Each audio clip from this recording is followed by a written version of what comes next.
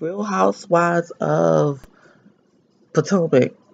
Totally forgot almost. Real Housewives of Potomac, episode 9, season 3. I think it's, no, episode 10 or 9, whatever.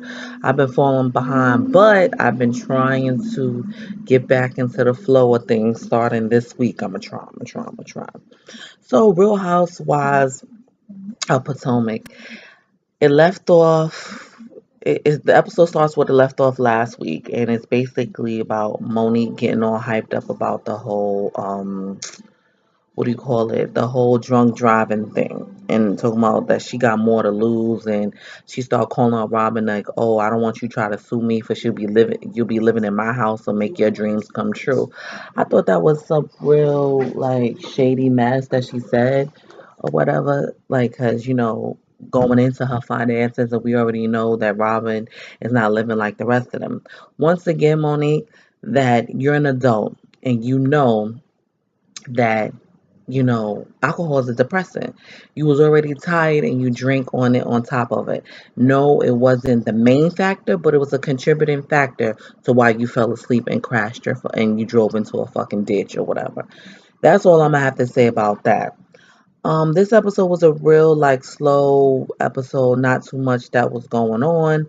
We found out the new girl Candace's husband, soon to be husband, has 3 kids and she hasn't told her mom. She finally decides she wants to tell her mom or whatever, and her mom is cool with it. She's very surprised. She originally lives in Atlanta, but every time she comes to Potomac, she goes to Chris' restaurant and they whatever. She was really crying and everything because she was so surprised that her mom is being so supportive, which is good because last time we saw it, her mom was being a real bitch by putting all her, like, trying to make her become all bitter and angry like her about the whole situation divorcing from her father. What else was going on there? Gizelle had a moment. I'm not sure what that moment was about, basically with the whole thing with Sherman. And you're a grown ass woman, like I said before. You just need to just figure out that he's not into you. I really wasn't watching all the way while she was crying and stuff like that. It was just like, all right. What else is going on? Ashley decides that she wants to take, I guess, Monique out for drinks at a lunch or whatever, and of course Monique was Monique was real careful. She didn't have nothing to drink. She just had her a hot tea. Oh, excuse me, y'all, which is hilarious to me because I don't know. Anyway, I think that Ashley was definitely she was genuine in that. They played back when she spoke to Robyn about it. I think she said all she said it was just to say it out loud. I don't think she was saying it to talk behind her back or be malicious. She said that I am worried or whatever because she thought that she may have a problem or something else is going on that Monique is not sharing. Once again, Monique claiming how busy she is, all these businesses and charities, and you choose not to have a nanny. That is your choice. That's the type of stuff that you can get unbusy. You're not a single mother. You have an assist. Your family's your assistant. You have more than one assistant. You choose to be busy. That's it. So you're tired. I totally understand that. A lot of us out here tired, but you choose to be tired. Shit, I wish I had the money to have a fucking nanny. Shit, I gotta go to work all day, and my second job is taking care of my son. But I'm not trying to brag about it or like whatever, but it's something I have to do. Monique, you can give up those fucking charities. I'm so sick of talking about I'm tired. I got so much to lose. Everybody got something to lose. It don't matter. Everybody has something to lose. Just because Ashley doesn't have kids or whatever, she can lose that restaurant. Her name is on that restaurant too, even though it's her husband's restaurant. Same thing goes for anybody, Monique. But now she's talking about, oh, she don't know if she can really trust Ashley and all this other stuff. That's understandable. Just keep it pushing. What else was going on?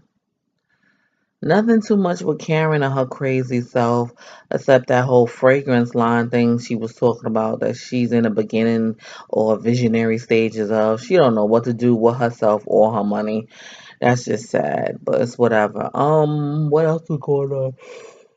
Oh, excuse me. I'm so damn tired. Oh, this was very interesting. So Robin went to the celebrity medium. I can't remember his name, but he looked like a fucking ghost. So yeah, I'm sure he able to talk to spirits. Um, she said she went to another gathering when he's in, so I guess she decided to invite this person into her home or whatever. Now, at first, I didn't want to watch it because I hate when people mess with people like that. Not to say there are not mediums out there to the other side and all this other stuff. I totally believe that. But I get a little leery about certain stuff sometimes because when you messing with that or you're messing with people, true feelings and loved ones and everything, that fucks me up and I don't like it. Anywho, she so she invites the medium over for her and Juan. Of course, Juan is very skeptical until they start talking about his mom. And he knew his mom's nickname because his mom was supposed to be there or whatever. And he was started crying. Robin started crying. And he also was able to tell him about the man who stole money from him. Somehow this guy committed suicide. I guess he felt some type of way and he killed himself for what he did to Robin and Juan, like by taking all their money or whatever. And they started crying over that because they couldn't believe, like, even in death, he couldn't even fucking apologize for what he did to them, how he really destroyed and turned their life upside down.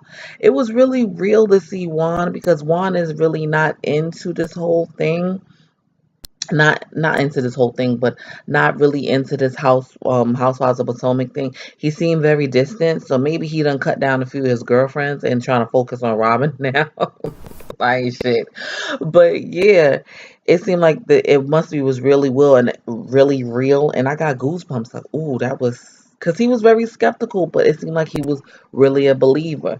Seeing that he's not into this whole reality TV thing and he was crying and everything made it seem so freaking real. And I really liked it. This episode was pretty slow, but it was also good. It was definitely good.